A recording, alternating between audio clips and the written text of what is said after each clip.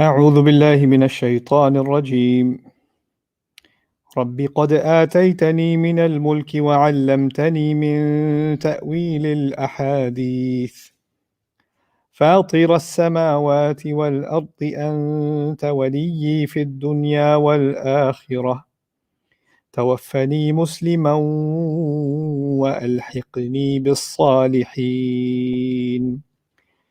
رب اشرح لي صدري ويسر لي أمري واحلل عقدة من لساني يفقهوا قولي فالحمد لله والصلاة والسلام على رسول الله وعلى آله وصحبه أجمعين أما بعد. Once again everyone, Assalamu alaikum wa rahmatullahi ta'ala wa barakatuh.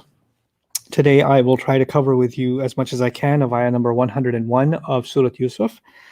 This is as far as the storytelling portion of the surah concerned, it's the last ayah of the story. The ayat of the surah go on for a bit more. There's one more passage, the concluding passage, which addresses the Prophet sallallahu alaihi wasallam, in which the Prophet sallallahu alaihi wasallam is basically being taught the concluding lessons. So, often we get programmed into thinking, well, the most important thing is Surah Yusuf is the surah, or is the story rather. I want you to rethink that. I want you to think about a surah being an all-encompassing whole. And the conversation from Allah is not over. The speech from Allah is not over until the surah is over. And there's a reason He put those ayat as part of the surah. So even though the story is going to come to an end today, as we understand it, as Allah has told us, and inshallah we'll do some biblical comparisons like we've done in the past also. But the surah is far from over. And actually there's quite a bit to look at in the surah. And then see how Allah Azza wa Jalla in His wisdom sought for us to really inquire what the connection is between how He's concluding the surah and the rest of this remarkable story. In any case, this is ayah number 101. This is the concluding statement of Yusuf alayhi salam. We already saw a statement by him in ayah number 100 when he was talking to his father, and then he spoke to the rest of the family. So after raising them on the throne, they all fall into sajda. He said, Ya abati hadha ta'wilu ru'yaya min qabl. My beloved father, this is the interpretation, or this is what was behind my vision from so long ago. قَدْ جَعَلَهَا رَبِّي حَقًّا. My master has certainly made it something materialized, it's come true. وَقَدْ أَحْسَنَ بِي إِذْ أَخْرَجَنِي مِنَ السِّجْنِ. And He was good to me and has been subtle to me when He brought me out of the prison. وَجَاءَ بِكُم مِّنَ الْبَدْوِ. And He brought all of you from the outskirts, from the Bedouin areas. مِن بَعْدِ أَن نَزَغَ الشَّيْطَانُ بَيْنِي وَبَيْنَ إِخْوَتِي. Even after the devil had caused discord, and even though the devil had created a stir between myself and my brothers. Inna Rabbi latiful lima yasha. Certainly my master is subtle and delicate in whatever He wants. Innahu huwal alimul hakim. Certainly He knows everything and is all wise. That's the ayah we've already talked about in the last session.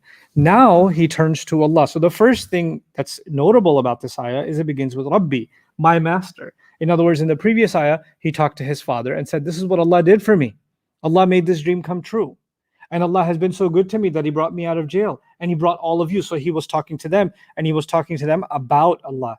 And now He's turning to Allah and talking to Allah Azza wa Jalla. And that there's even in these transitions in style, there's an important lesson. And one lesson we can draw certainly from all of this is that often we are in a position to talk to somebody we love about Allah, right? And you can get into the da'wah zone, or you can get into the preacher zone where you're always talking about Allah, about Allah, about Allah, about Allah, and you're not talking enough to Allah, right? So he just spoke to his family about Him, but just because you're talking about Him is not a substitute for talking to Allah Azza wa Jal.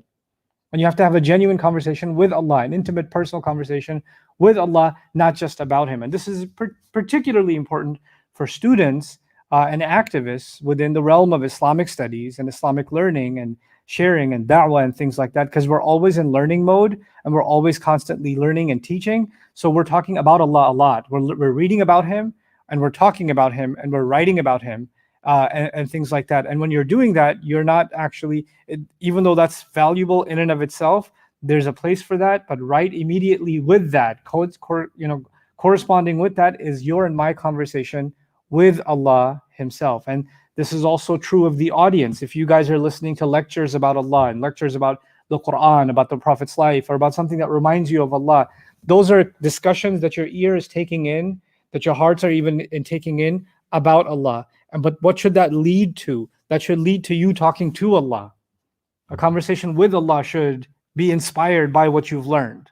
right? So for both the teacher and the student, for the giver of knowledge that comes from the sacred and the recipient of the sacred knowledge, both of them should be learning about him and then also learning to talk to him, which is actually a fundamental principle of the Fatiha itself, isn't it?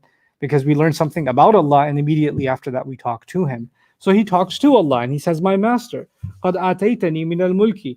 You certainly have granted me some kingdom. Min al-mulk means some dominion, some control. Mulk can also mean governance and power. So you granted me some power. Min here means not all power, some power, that which obviously all power belongs to Allah. So some portion of power you also granted me in this life.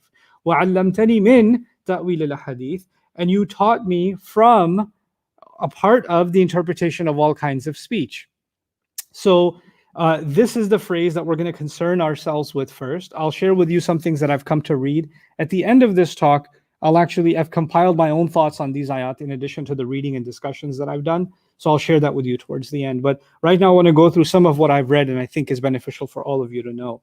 So the first two phrases, you gave me kingdom, and you gave me some kingdom, and you taught me some interpretation of speech, right?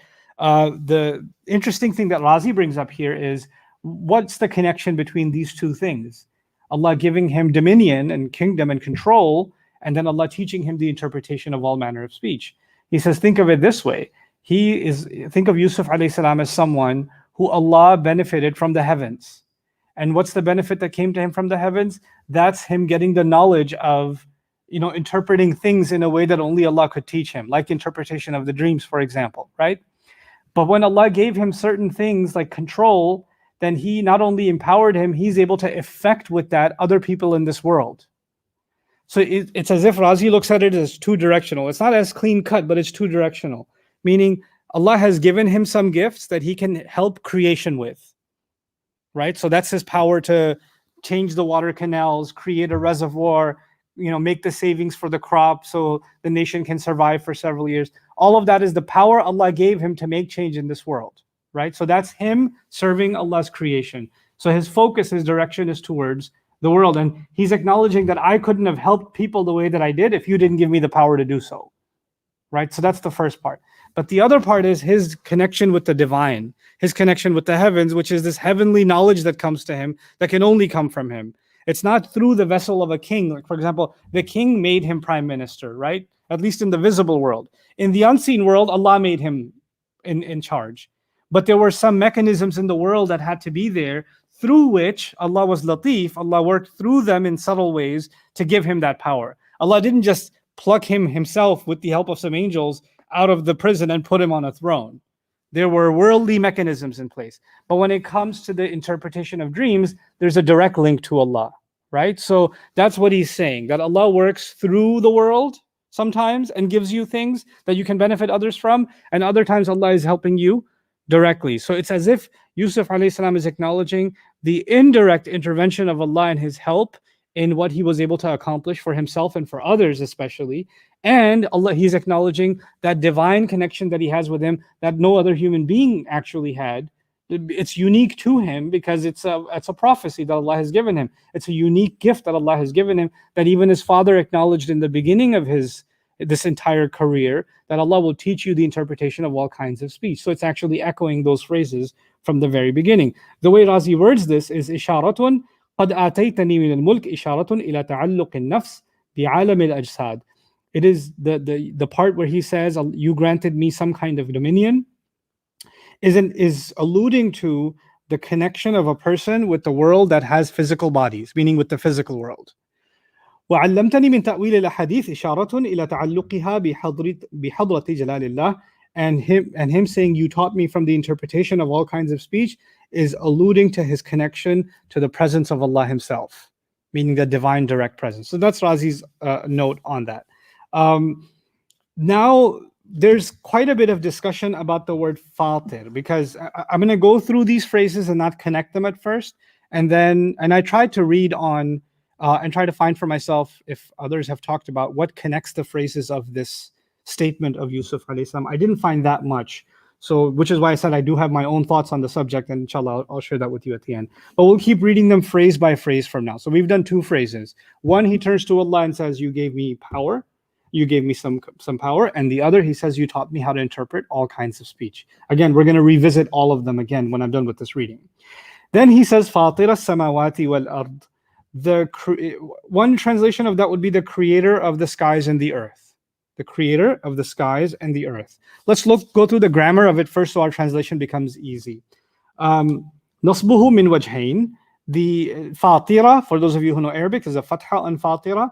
The fatha on it is for two reasons. أحدهما على الصفة لقوله رب. In the beginning he says ربي قد آتيتني من الملك. My master, you gave me kingdom. That my master who is the creator of the skies and the earth, meaning it's an adjective of master, because Rabb is munada and it's a mudaf, so it's fi mahal nasb, and therefore this is mansub, so the fatha matches. That's the technicality of it. But the point being, it's an adjective of master, as if he's saying, my master, the creator of the skies and the earth. He's connecting those two phrases together with the word fatira. ومضاف في موضع النصب والثاني يجوز أن ينصب على نداء ثان. And it could be that it's the second nasb is because he's calling on Allah again. So you have to read not the creator of the skies and the earth as a statement, but as a call. So let me explain that to you in simple English. I can say Allah, like Allah is merciful. But if I say Allah, the merciful, and I turn toward the sky and I say it like that, I'm not talking about Allah, I'm talking to Allah, right? So the fatira, the fatha of it makes it a munada, which means he's talking to Allah. That's what that means. Just like he was talking to Allah in the beginning of the ayah, when he said, my master, you gave me kingdom. My master, you taught me how to interpret speech. And now he's saying, creator of the skies and the earth. Not he is the creator of the skies and the earth. It's not an informative statement. It's a call on Allah. He's invoking Allah Azza wa Jal with that name, Fatir as-samawati wal-ard. So after he calls on him with that name, then and now that we've done that, let's look at the meaning of the word fatar, because the word fatir is different from khaliq.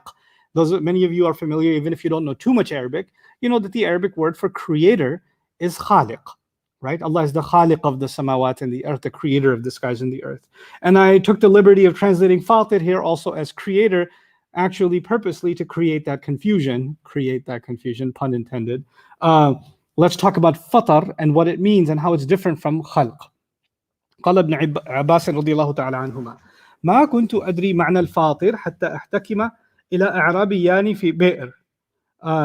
So he says that I had no idea what fatir meant. Ibn Abbas says, I had no idea what fatir meant until I saw two Bedouins in the desert arguing. في بئر, about a well. قال أحدهما أنا فطرتها ونبتدأت حفرها. I did fatar of it. And what he means by that is I was the one who dug it up first. It's my well, I was the one who dug it up. So the word for digging up and initiating the first dig is actually futur, the same word that we're using now, fatir as-samawati wal-ard. قال أهل اللغة أصل الفطر في اللغة الشق. يقال فطر ناب البعير إذا بدا. They say, the linguists say that the origin of the word fatar actually has to do with something tearing open or coming out. Like when you dig a well, the water tears out, it comes out, right? So they used to use it, for example, for the tooth of a camel. So they say fatara nabul ba'ir, when the gums pierce and the first sign of the tooth comes out, that's actually called futur also, or fatara nabul ba'ir. So that's, and there are lots of other excerpts. Let me actually read some of them to you. Fatara al-bi'r we did, وَالنَّاقَ حَلَبَهَا بِأَطْرَافِ أَصَابِعِهِ. Fatara al-naqa means when you're milking the camel and the first signs of milk start coming out of it. And when they start appearing, that's called futur. At-tafatir, funny enough, for boys and girls, when they get a certain age and they start getting pimples and zits on their face, those are called tafatir because they pop out. It's nasty, but that's the word. Al-futur jinsum min al-kam'i abyadu idam. It's also a kind of mushroom that kind of sprouts in the ground sometimes, like different kinds of fungus coming out. Wal-inab idha badat ru'usuhu. It's also used for grapes, plant grapevines, when the first sprout of the grape starts popping out of them. So you can appear that the fruit is starting to come out. وَالْمَعْنَى الْمِحْوَرِ, the overall meaning revolves around one thing. خُرُوجُ الشَّيْء أَوْ نَفَاذِهِ خُرُوجُ الشَّيْء أَوْ نَفَاذُهُ أَوَّلَ أَمْرِهِ شَاقًا مَا فَوْقَهُ بِالضَّغْطِ أَوْ بِمَا لَهُ مَعْنَاهُ كَطُلُوعِ النَّابِ. So It's basically something coming out in the very first moment. That's the common theme in all of them. Water coming out in the very first moment, the tooth popping out in the very first moment. So that's the meaning of Fatir, right? So now what does that mean in the phrase Fatir as-samawati wal ard? It means the creator of the skies and the earth from the very first moment that they were created, the early inception of the skies and the earth, the initiator of the skies and the earth. It doesn't necessarily mean creator from nothing. I would argue that the word creator from nothing in the Quran is Badi'us samawati wal ard, another name of Allah. So the unique, the innovative creator of the skies and the earth. Innovation, you know how we use the word innovation in a bad sense in Islam, like because of the hadith, the famous hadith of Rasulullah, kullu muhdathatin bid'ah. Every new invented thing is a bid'ah, meaning something that has no basis. Well, badi' can also be creativity. So the thing is, I don't want to get too philosophical, but just philosophical enough with you. If I create a building, then I didn't create it from nothing. I created it from materials that already existed, right? If I created a painting, I created it from paint and colors and a canvas that already existed. In other words, some materials were in place and I used them to put together this thing, right? So that's actually khalq. So Allah says, for example, about Adam, khalaqahu min turab. He created him from dirt. Means the ingredient, which is what? Dirt, already existed. And that's one of the ingredients used to create this creation, Adam alayhi salam, right? Badi' actually suggests that there was no creation, there was no ingredients. Even the ingredients couldn't be conceptualized, and Allah Azza wa Jalla created out of nothing. That's the kun fayakun concept. That's the be and it is concept. But Fatir is kind of in between those two. How would Fatir be in between? By analogy, to help the way I wrap my mind around this, maybe that'll help you, is it's easy for me to think, here's wood, and we're going to create a table using this wood, or create a chair using this wood. Get it? So you've got the ingredient, the component, the material, you've got the tools, and here's what we're going to get as a final product. But sometimes you look at something and you don't see any ingredients. You don't see any potential. You don't see wood. You don't see nothing. And all of a sudden you get a finished product. And you never realize that this thing that was there had the potential, it had the ingredients to create something like that. So there are, within human capacity, obviously when you're cooking something, when you're building something, when you're making something, you have components and you have the framework in your mind. These are the components that are going to lead to this, right?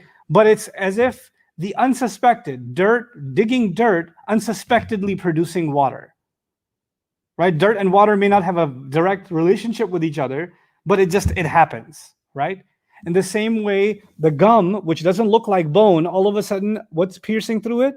A tooth is piercing through it. Perhaps what's being highlighted in the name of Allah, Fatir as-samawati wal ard.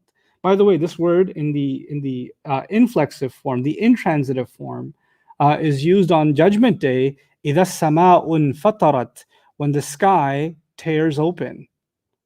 When the sky tears open. And it's referring to the initial tear in the sky.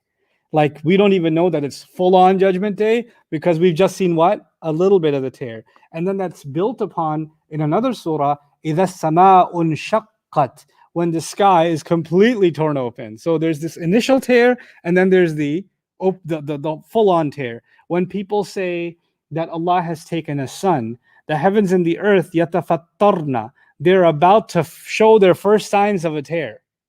That's the first tear, right? So what does that have to do with the name of Allah? The way we can conceptualize that is sometimes Allah creates a scenario, sometimes Allah creates a plan, Allah creates builds the building blocks of a person, but He uses circumstances and scenarios that you would not expect would create this. Like someone being in jail for that many years, you wouldn't think that would create a great person. That would create a wise person. That would create a spiritual person. You don't associate that environment with that outcome. You understand? You don't associate slavery and child slavery with running a country. But that's the ingredient that led to that conclusion, right? So Allah was Fatir in the case of Yusuf alayhi salam, in that He took certain things, certain components, and He created something completely unexpected out of them, didn't He? So when He calls on Allah as Fatir as-samawati wal ard, by the way, I still haven't shared my thoughts with you on this yet. This is just the reading of Fatir as-samawati, what Fatir means. Fatir as-samawati wal ard, the one who starts the creation off, the one who started the creation off of the skies and the earth. The remarkable creator. And within Fatir, you can even imagine, now that we know that it was so much more than that. It wasn't just the heavens and earth weren't just created in their initial phases, but they were actually brought to a level of maturity so life could exist on the earth, so the planets and galaxies could be put in the place that they are, the sun could be situated where it is. All of it started from one initial tear, one initial act from Allah Azza wa Jal. So Allah puts everything in place in the skies and in the earth. The one who created everything from the very humble beginnings and placed them in the right place in the skies and the earth. That's the call he makes on Allah. Fatir as-samawati wal ard. Then he says, Anta waliyyi fi dunya wal akhirah. Anta waliyyi fi dunya wal akhirah. Actually, I'll go ahead and read my thoughts, my notes on wali, because it's a really interesting word. We'll come back to it now that I'm ready to read to you my thoughts on this ayah soon. Wali is one of the names of Allah, and another name that's similar to it is Mawla. So there's two names of Allah that come from the same Arabic origin, Wali and Mawla, that are used for Allah Azza wa Jal. Okay. The word wali, actually, the verb from it, wala yali or waliya yali, actually has to do with being attached to something and follow something closely. So, yalunakum min al-kuffar, those that are behind you of the disbelievers, fight them. They're after you, they're not letting you go, they're following you step by step by step. Walla, interestingly, also has to do, from it, by the way, they say waliya for, how horses or camels have a saddle, but under the saddle, they put a little cushioning so that it's a little easier for the animal itself. Right? So it's got some buffer, and then it's got the saddle, and then it's got your weight on it, right? Now that thing that's underneath, then you put the saddle on it, is basically stuck to the camel. It's basically a part of him now, right? So that's actually called a waliya also. Why? Because it's stuck so close that it almost becomes a part of something. This word then started becoming used for a friend. A wali is also a friend. A wali started getting used for someone who means well for you, even among your neighbors or among close family. Why? People that stick to you and offer a layer of protection for you. They become a kind of a shield for you, a buffer for you. And they're always by your side. They become what? Wali. They become a wali, right? So that it has a fiqh connotation, but I'm talking about the linguistic interpretation. The linguistic meaning is someone who sticks by you and someone who offers a layer of protection to you. From it then became the verb that came out of it is tawalla. And tawalla means it means a word and its opposite. It actually means to turn your back from somebody. So fatawalla anhum, he turned his back away from them. But what does sticking to someone have to do with turning your back? It actually doesn't. It actually has to do with another implication of the word wala. So they say walla wajhahu shatra kadha wajjahahu ilayhi wa min al-asli dallat ala al-ittijah ila shay. Actually, wala yali in its origin also has to do with the direction towards something, to direct towards something. Walla ilayhi, he turned his direction towards it. فَوَلُّوا وُجُوهَكُمْ شَطْرَ الْمَسْجِدِ الْحَرَامِ, turn your faces in the direction of the sacred masjid. When the Kaaba direction was talked about, وَلُّوا وُجُوهَكُمْ. And tawalla actually means to turn your direction in the opposite direction. Same word when you flip the direction. Turn towards, turn away from. But when you turn towards something and you stick to it, then you're doing tawalli. And you're turning away from something and you're not looking back, then you're doing tawalli anhu. Tawalla ila and tawalla anhu. That's actually where the word comes from. Now, why all of this? By the way, وَالتَّوَجُّهُ إِلَى الشَّيْءِ الْتِفَاتٌ وَانْصِرَافُ إِلَيْهِ, focusing on something, turning your face towards something, and moving towards something. All of that has to do with the word waliya. Now, he says to Allah, أَنْتَ وَلِيِّي فِي الدُّنْيَا وَالْآخِرَةِ. You are my wali in this life and the next. You're the one that's stuck by me. You're the one that's been the invisible layer of protection. You're the one that's been my guardian, my protector in this life and in the next. He's now, it's remarkable. He's now talking to Allah about how, Ya Allah, I stuck by you this whole time. No, he's talking about how Allah stuck by him. Anta waliyyi fi dunya wal akhirah. You've been my protective friend in this life and in the next life. One of my favorite ayat about the word wali is in Surah Muhammad. I think every time I get an excuse to talk about that ayah, I talk about it. So if you heard me talk about it, it's okay, you'll get over it. But I'll talk about it again. And here's what it is. You have in Surah Al-Baqarah a distinction between wali and mawla. Wali and mawla. And there's a very interesting distinction. Wali, fa'il is an ism sifa. Ism sifa means the potential, not just someone who sticks with you, not just someone who befriends you, but has the intention to. Has the intention to. So, for example, I can be your friend and I can mean well for you, but I'm sleeping right now. I can't actually be your friend right now, but I still, in my heart, am your friend. You get it? If you need my help, you call me. I can act as a friend, but even when I don't call you, I'm still a friend to you. You understand that? So when someone carries the intent and the potential, even if that potential is not being executed, then the fa'il pattern is appropriate. So wali is appropriate for a situation in which the intent to protect someone, the desire to protect someone, and possibly even the acts of protecting someone are all there, but not necessarily being acted out. Let me give you another example of potential qualities. Let's just say someone is patient. You describe somebody as patient. Clearly not me, but you describe somebody as patient. Okay. When you describe someone as patient, it may not mean, like you say, I know this guy Abdullah, he's really patient. Abdul Hakim is very patient. Okay, great. Abdul Hakim is patient. But right now, Abdul Hakim might be in a really bad mood because he didn't get dinner. And he's not being very patient right now. Usually he's patient, but I don't know if patience is what he's doing right now. You get it? He has that quality in him, but he's asleep right now, so I can't really test his patience at the moment. When the time comes, his patience might come out. You get it? So when a quality exists inside a person, they have the potential of it, and you may or may not see it come out, but it's always there. Then when it comes to wilaya, the word would be wali. So it's the more potential form of the word that's being used here. Meaning he's telling Allah, you have always been the one that I can rely on, the constant friend that can be there all the time that I need him to be there. You're a constant, you don't go away. Okay? On the flip side is the word mawla. Mawla is a little bit different. Mawla is not an ism sifa. You can call it jamid, you can call it mubalagha. There's other ways you can look at the word mawla. But one thing that comes out of mawla for sure is that it is something that's actually coming out. Like if I was in the act of protecting you, I would be a mawla. I would be more than just a wali, I would be a mawla. So, you know, somebody is your wali, they mean well for you, they want to protect you, but they're not there right now. They're still your wali. But somebody's your wali, and then the doorbell rang and they said, no, I'll go check. They're being your what? They're being your mawla. You get it? So because they're living it up.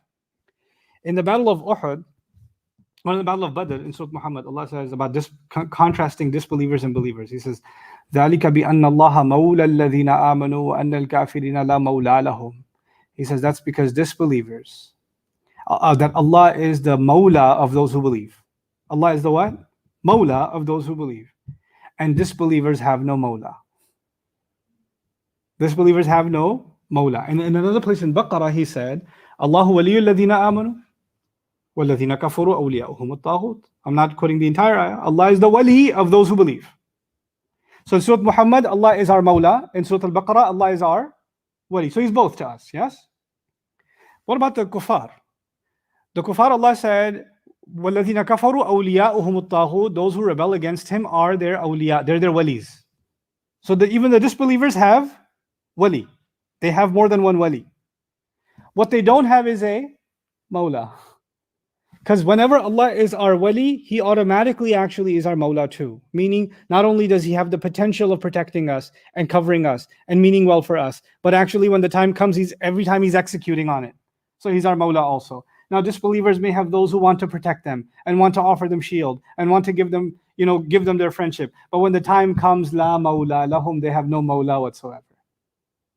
You see the epicness of these two names, wali and mawla, right? From Surah Muhammad and Surah Al-Baqarah. But anyway, coming back to this ayah, he turns to Allah and says, your goodness towards me and your desire to protect me and your protection over me is something I've always had. Anta waliyi, you are my wali in this life and in the next life. Anta waliyi fi dunya wal akhirah.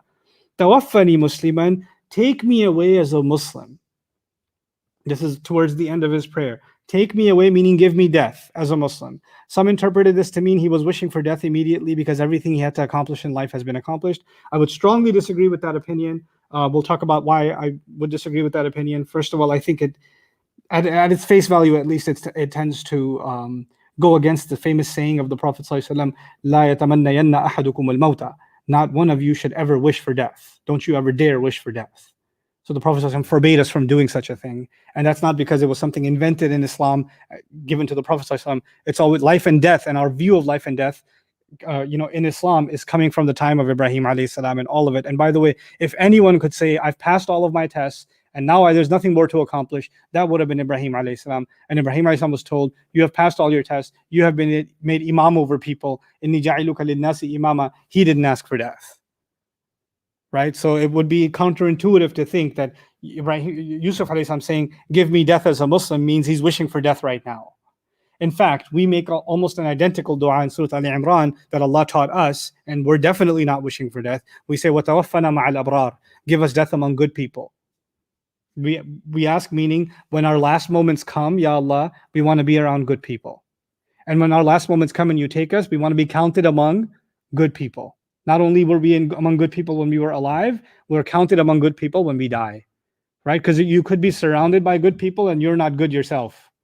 Right? So when you die, Allah puts you in a different company and you say, why am I in this group? I thought I was in that group. No, your heart was somewhere else. So we want to make sure that we die in a way that our heart belongs among the hearts of those that were good.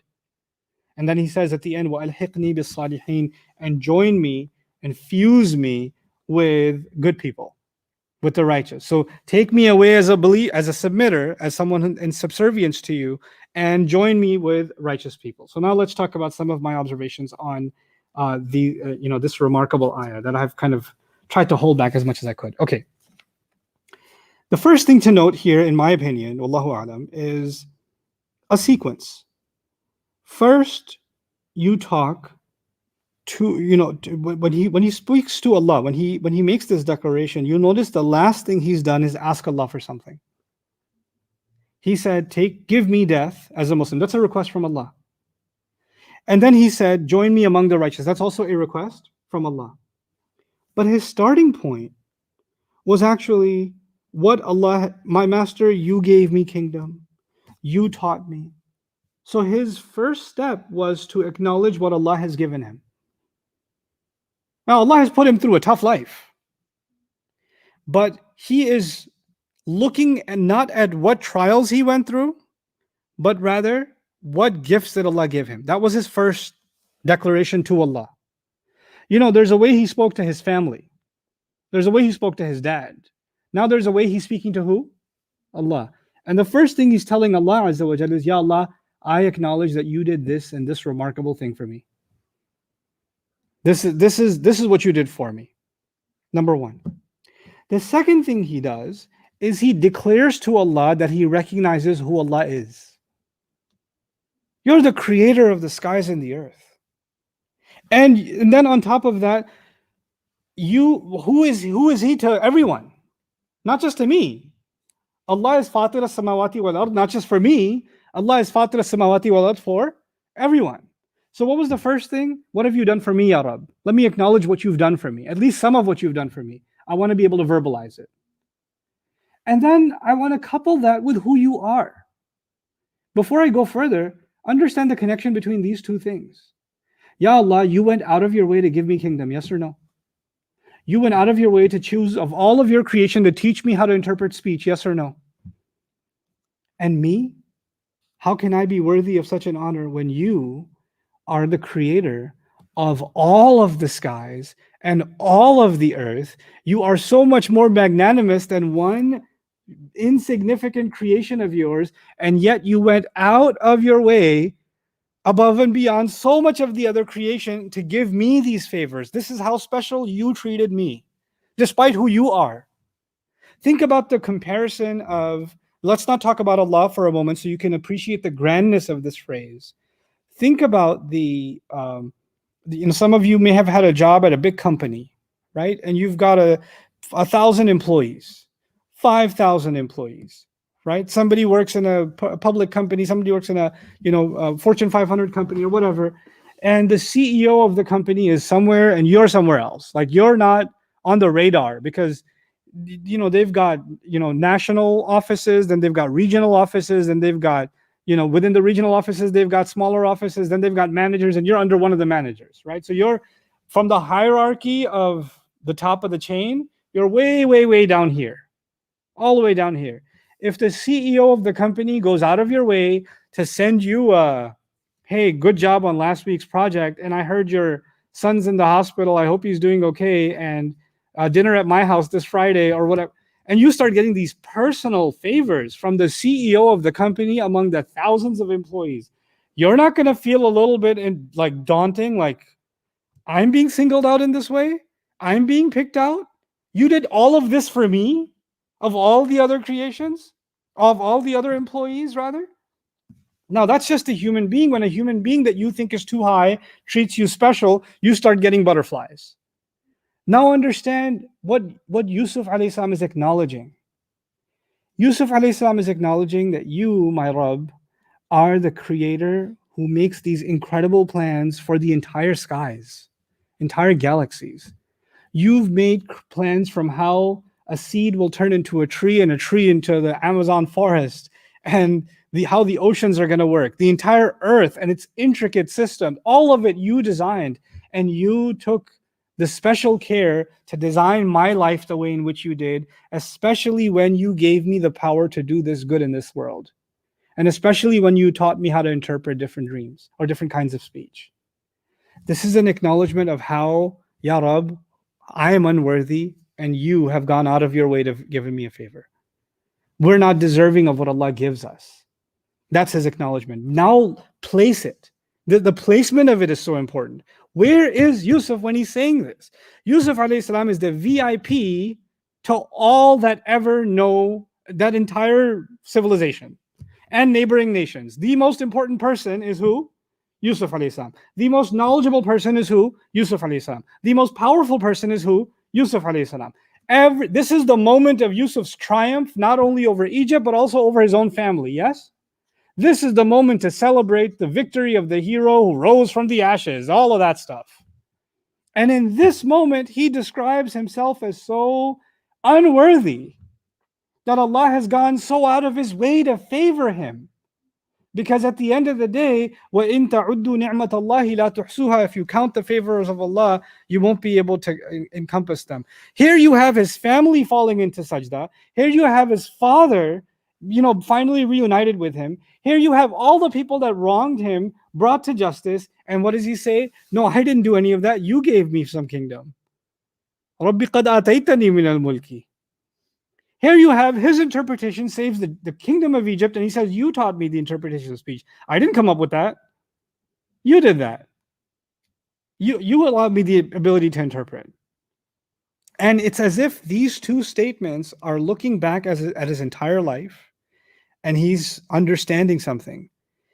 If you think about what these two statements mean, of all the other things that have happened in his life, if you think of these two statements, the fact that he was given power and the fact that he was given the ability to interpret, right? Now imagine if he had power without interpretation. If he had power without interpretation, he couldn't solve the nation's problems. Isn't that true? If he had interpretation without power, the nation would still be, everybody would still be struggling. Allah gave him everything he would need to do good in this world for others. To do good in this world. What does Yusuf alayhi salam understand? That one of the biggest gifts that your master can give you is the ability and the opportunity. First, the opportunity. What's the ataytana min al-mulk? That's opportunity. That's allamtani min ta'wil hadith is what? Ability. If Allah gives you the opportunity and the ability to serve him, to do something good, that is the greatest gift you can have in this life. That's the biggest gift you can give someone. Of all the things that happened in his life, he looks at the two things that he put most to use to do what? Serve. Why is that important? Because service is what's going to outlive you. The castle that he may live in right now, he won't outlive it. The food he's eating, he won't outlive it. The clothes, he won't outlive them. The family, he won't outlive them. The easier times, he won't outlive them. A time will come he'll have to bury his father. The reunion is not everlasting. وَالْبَاقِيَاتِ الصَّالِحَاتُ خَيْرٌ عِنْدَ رَبِّكَ ثَوَابٌ وَخَيْرٌ أَمَلًا.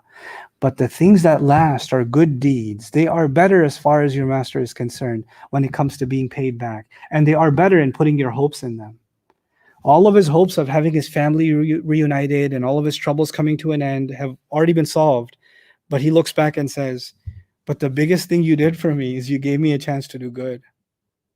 And you gave me these two things so I could do good with them. You gave me the opportunity, آتيتني من الملك, and you taught me how to solve problems. وعلمتني من تأويل الحديث. On a side note, I've already talked about this in an earlier lecture, so I won't go into too much detail about it.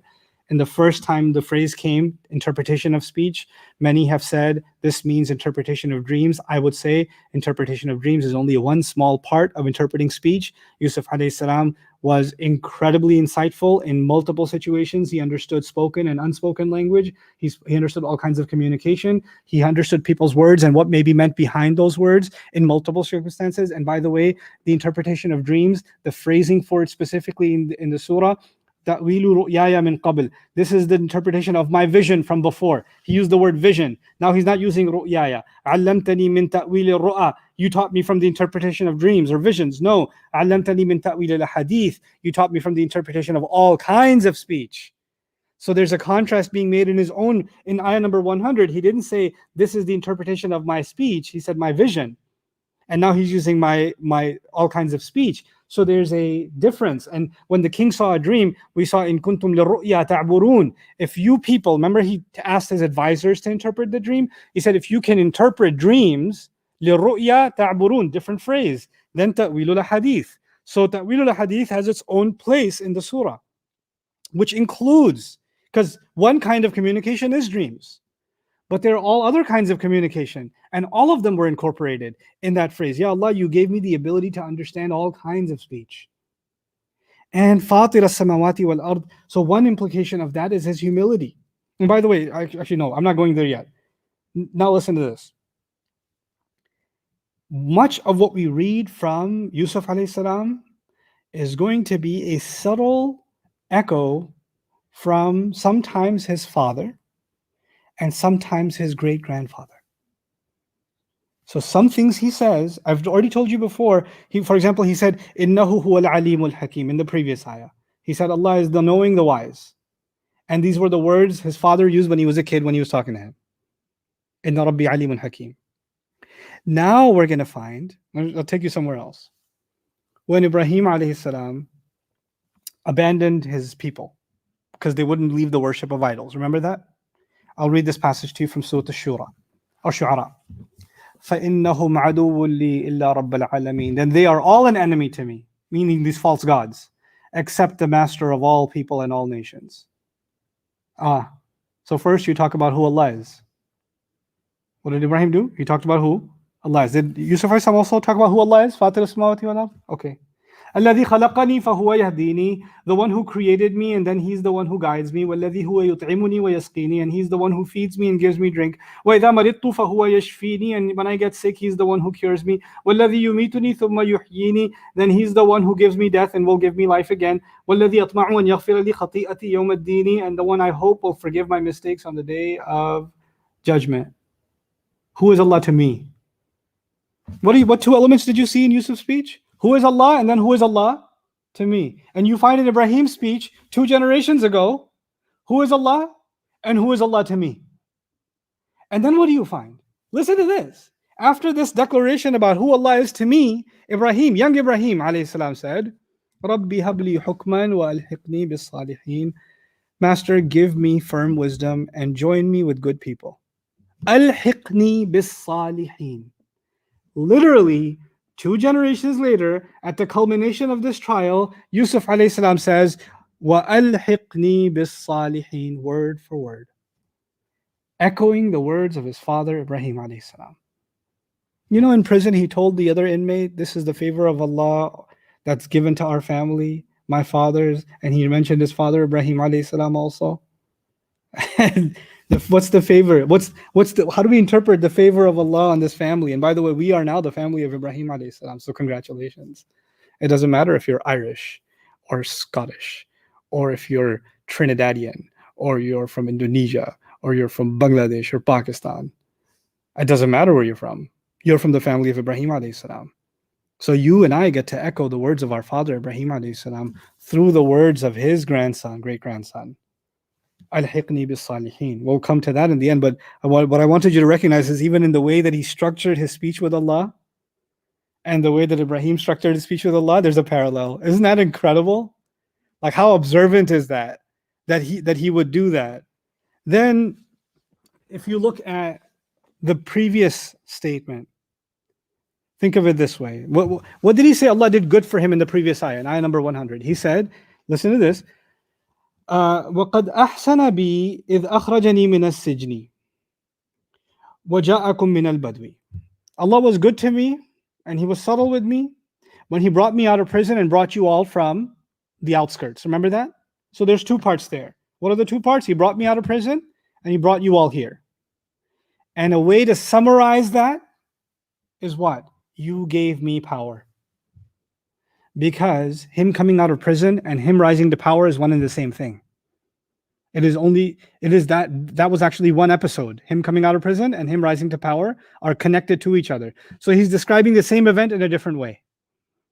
When he says, you brought me to power, he's actually describing the same exact event. What event? That he brought him out of prison, which actually led to him coming to power. What does that tell you? That tells you can look at the same event in two ways. One, Allah removed the harmful from me. What's the harmful that was removed? I was brought out of prison. What's the other way you look at the same situation? Allah added good in my life. Allah empowered me with power. Basically, what Allah does, what we want from Allah in this life is two things. We want something bad to go away and something good to come our way. Isn't it? We want something bad to go away and something good to come our way. He's looking at the same exact situation and he thought about it and he realized both of those have happened in that same situation. The bad has gone away and the good has also come my way. In fact, all of you came from the Bedouin desert, or you came from the land of Canaan, the outskirts, because I had power and I had the power to bring you here. And that the power Allah gave me. So this Ataytani min al-mulk is actually a summary of what he just said, looking at it from a different perspective. Again, another perspective. What did Allah remove? What harms? He removed the distance between me and my family. He removed me out of prison. And what's the other side of it? Allah gave me power. Both. It's as if you and I should contemplate the things Allah has done for us and not just think about how he got rid of a bad situation, but also think he replaced the bad with something even better. He added a good that didn't exist before. It's not just that he removed the bad. It's not just that he removed the negative. He added some positive on top of that. You know, if you make a chart, the negative is no longer there, you're at zero. Zero is neither negative or positive.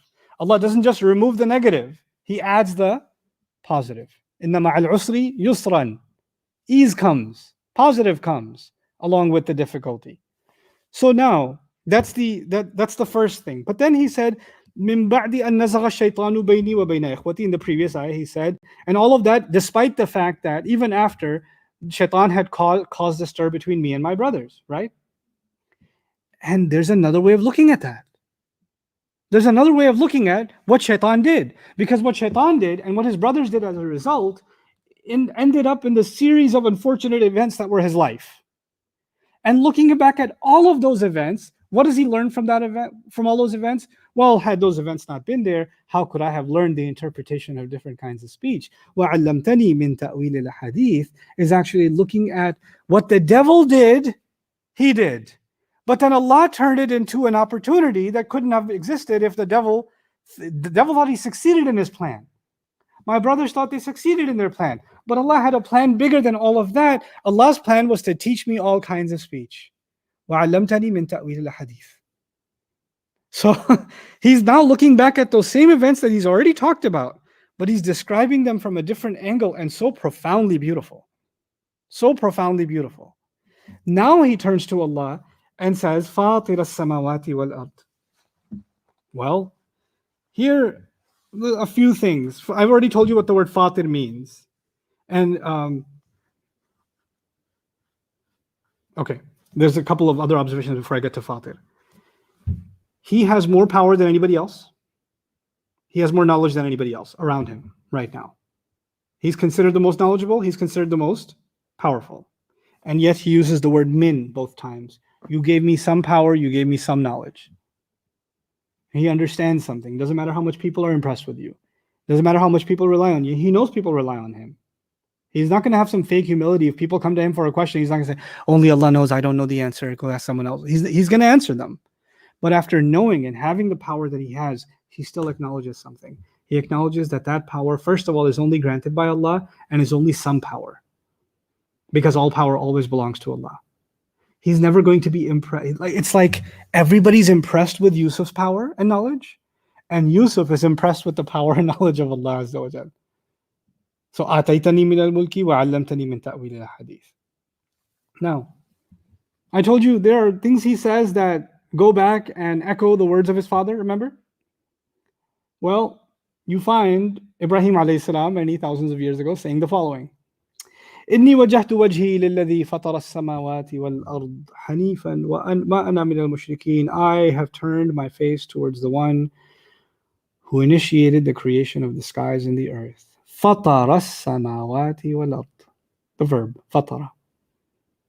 He turns to Allah and what does he call him? فاطر السماوات والأرض. The creator of the skies and the earth. From nowhere. From invisible means. From unexpected means. Like water coming out of a well. Like a child emerging from a ditch. You are the one who did this for the skies and the earth. And now let's talk about the skies and the earth. Ibrahim alayhi salam would say the skies and the earth because his people believed that gods were in the sky.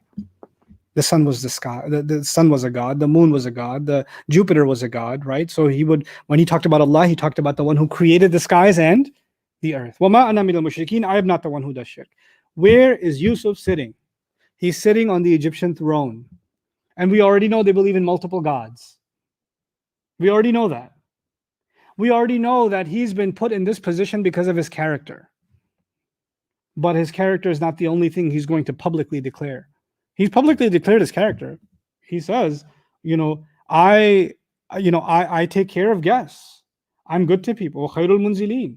I'm the best of those who provide hospitality. I fulfill the scale. I'm a just ruler. He's standing by his character. And he's publicly declaring it. You can check me on my record. He's saying that.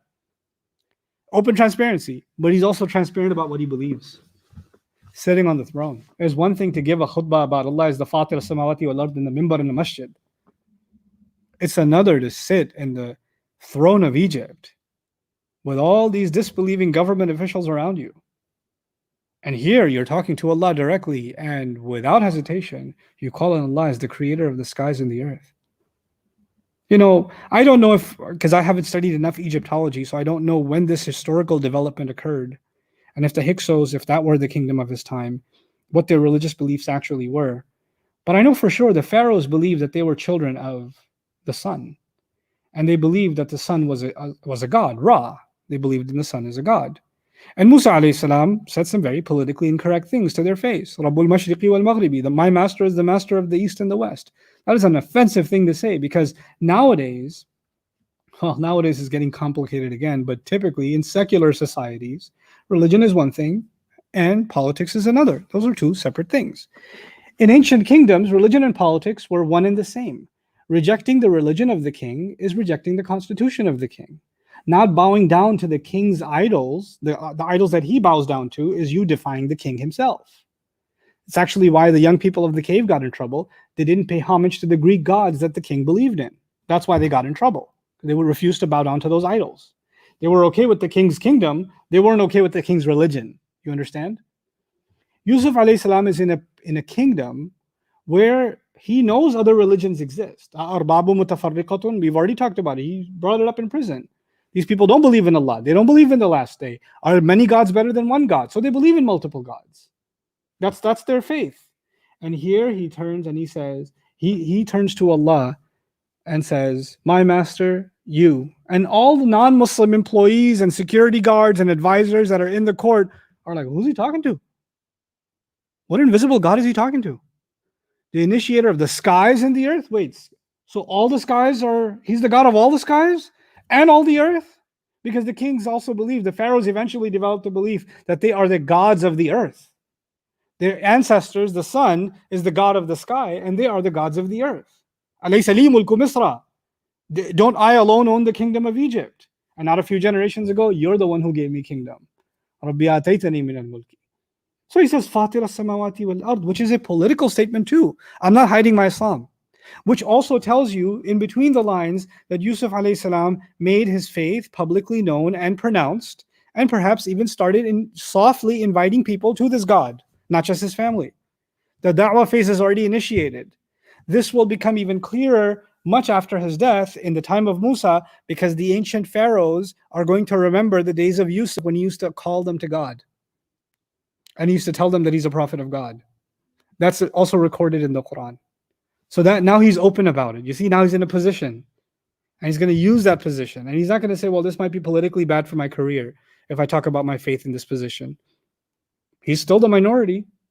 He's still, I mean, they respect him, but they can remove him at any moment. Politics is politics. That doesn't change.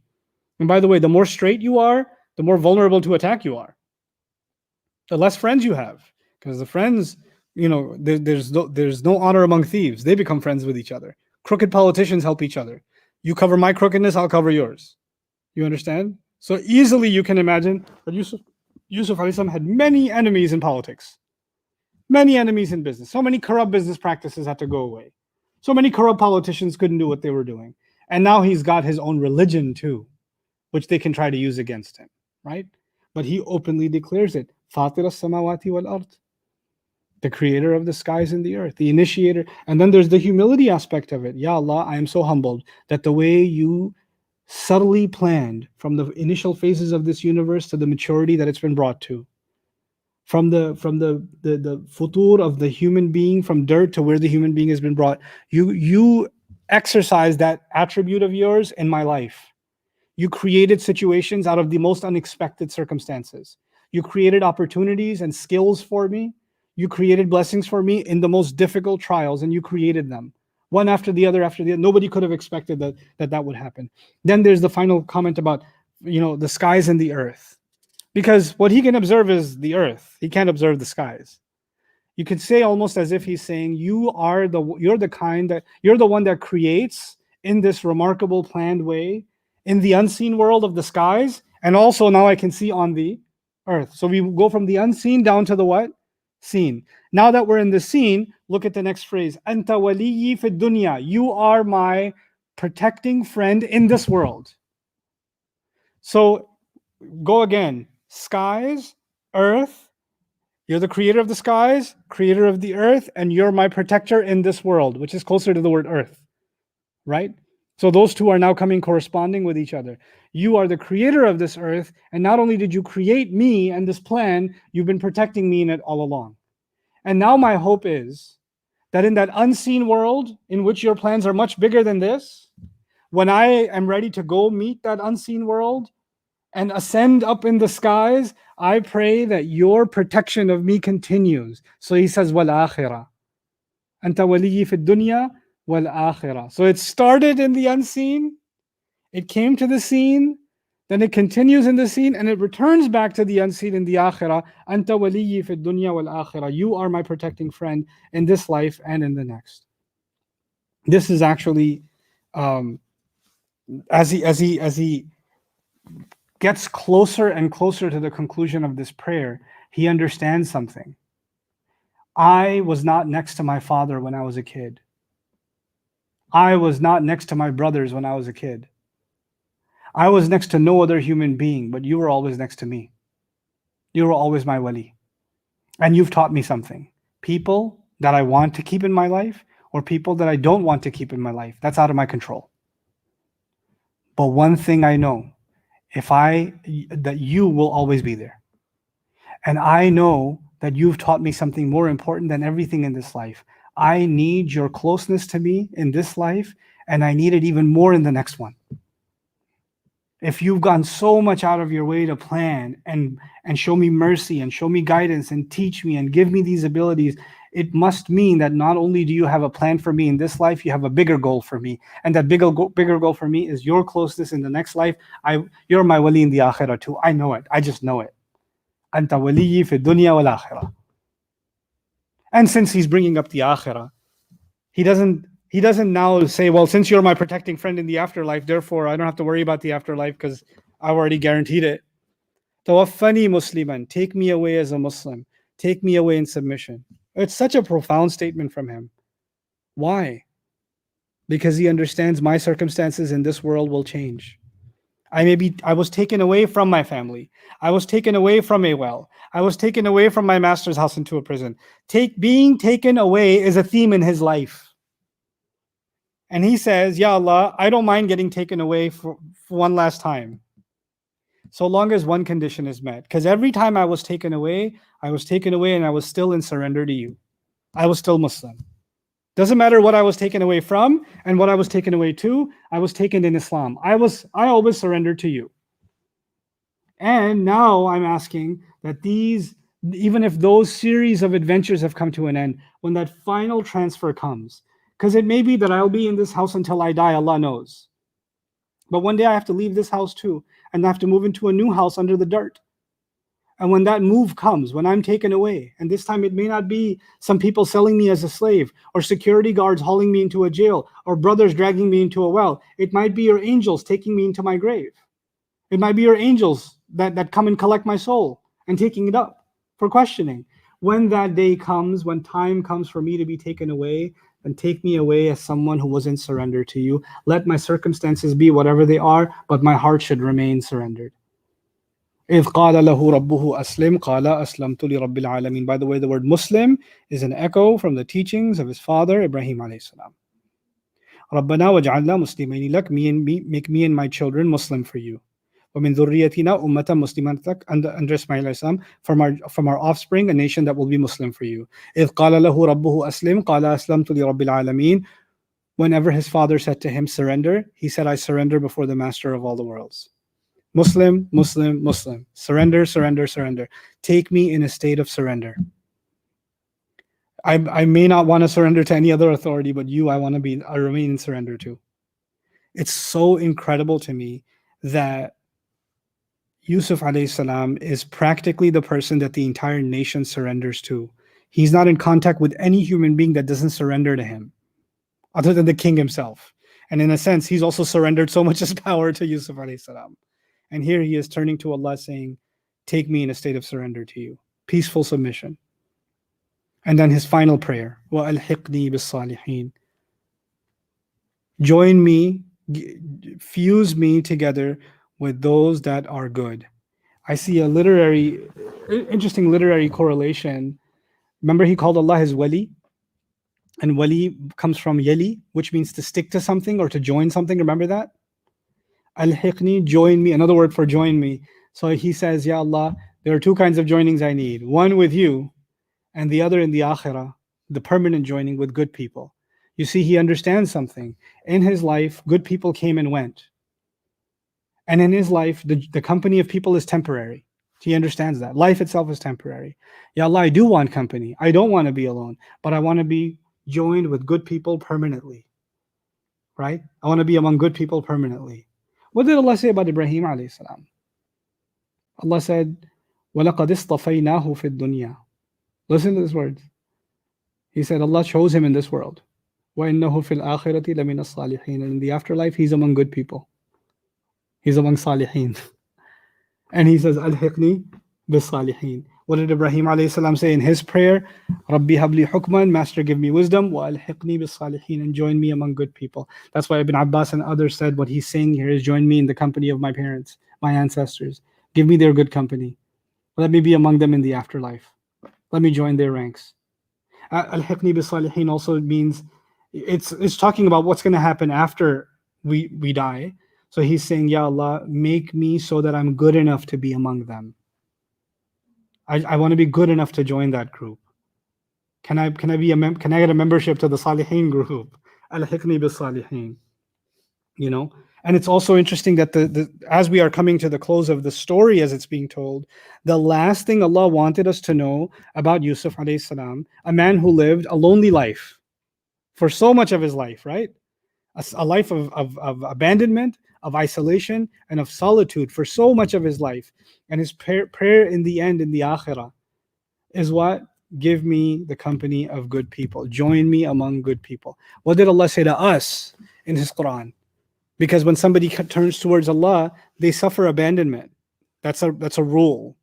They will be abandoned by those who can't handle their closeness to Allah. That'll happen.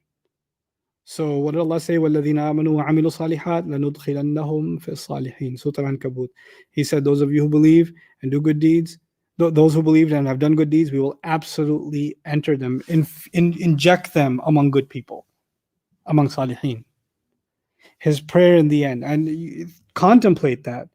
After everything that's happened, the last word on all of it is, I just want to die when I'm in obedience to you. And I just want to go somewhere where I can be among good people forever. His description of heaven, he could have said, give me death as a Muslim, forgive my sins and enter me into heaven, right? Because those are other places in the Quran, those expressions exist. What expression did Yusuf alayhi salam choose over all others? In his personal connection with Allah, give me the company of good people. Join me among good people. What is the value of being among good people? And how do we now understand the statement of the Prophet ﷺ, Al-mar'u ma'a man yuhib? A person will be with the one they love. A person will be with the one they love. The company we have now is going to play a pretty major role on the company we're going to have in the end. Because the company we have now, the one we choose to have now, is actually an indication of who we love to be around, what we love to be around. This story is remarkable because for a lot of his life, Yusuf had company that he did not want. Nobody wants company in jail. Nobody wants company in a psycho lady's house. Nobody wants that. Nobody wants the company of slave traders. Nobody wants that company. Sometimes we're not in charge of what company we keep. Those circumstances are more powerful than we are. And we're overpowered by them, and we just have to be in that situation. But then there are choices in who we make friends with, who we spend our time with. And now, in today's day and age, company can be kept off of your device, right? Your phone keeps you company because you have a virtual connection with another human being, maybe on the other side of the planet, somewhere else, and you're constantly in touch with them. Well, what kind of communication is it? What kind of connection is it? Is it something that's destroying you or helping you? He says here, Tawaffani Musliman, give me death in the state of a believer, as a Muslim, and join me among righteous people. He didn't say prophets, he said righteous people. Some say also because of his humility to Allah Azza wa Jal, that he wants to be joined among the righteous. And that's the most broad, right? Because if he says join me among the prophets, then all of his family is excluded. Everybody, only the prophets. But he wants all good people. And that's the love that prophets have, is they don't want to be treated as some special category. Their love for people in this world extends to their love for people in the next world, and they want to see all of them. Right? So, Ya Allah, make me of them, and let me see other good people too. وَأَلْحِقْنِي بِالصَّالِحِينَ. No, my personal belief on this is that, there are billions and billions of permutations of Yusuf alayhi salam's story every day in people's lives. Somebody's living some portion of the life of Yusuf alayhi salam and going through the trial that he went through in some way or the other, right? And all of those people that are passing those trials and turning to Allah and saying Tawaffani Musliman walhiqni bis salihin are going to be in this Yusuf alayhi salam membership club in Jannah, where all the salihin are going to be together also, and we're going to get to meet them and say, what's your Yusuf story? What's your Yusuf story? What's your Yusuf story? And we're going to be getting to share our experiences with the other fellow believers who went through these trials. This story isn't just that of an individual. It is the story of pretty much every one of us in some way or the other. Some part of this applies. One or more part of this applies. And we get to be among those salihin. That's why the wording in the end of this is actually an invitation. What should you ask for? Tawaffani Musliman wa alhiqni bis salihin. May Allah Azza wa Jal give us a correct understanding of His book, a love of His Prophet and all of His prophets, and a love and a loyalty to His word that gives us the strength of heart that we can live through the trials of our lives with faith. And may Allah Azza wa Jal take all of us in a state that we are in fact Muslim. There is one more outstanding item that I was going to read off to you, but inshallah I'll hold that off till tomorrow. Barakallahu li wa lakum fil Qur'an al-Hakim wa nafa'ani wa iyyakum bil ayati wa dhikr al-hakim. Assalamu alaikum wa rahmatullahi wa barakatuh.